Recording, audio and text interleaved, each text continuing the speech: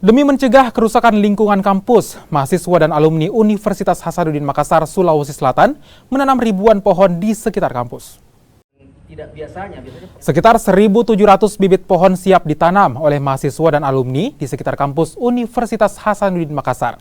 1.700 bibit pohon ini terdiri dari pohon lindung, mangga, jambu, dan juga beberapa jenis pohon lainnya.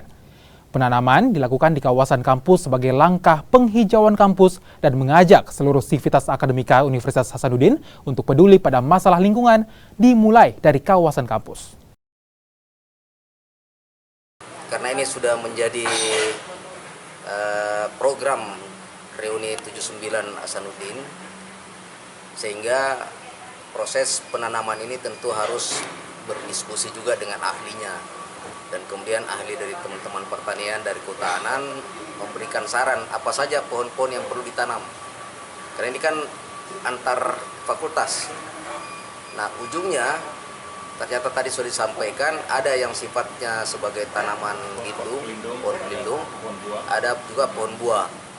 Nah, ini semuanya menjadi bagian yang akan ditanam pada saatnya nanti. Bahkan perlu juga saya tambahkan, kegiatan ini kerjasama juga dengan Fakultas Teknik. Mereka lah yang mempersiapkan layoutnya, grandmasternya di sana, dan juga tentu saja bersama-sama dalam proses tanam menanam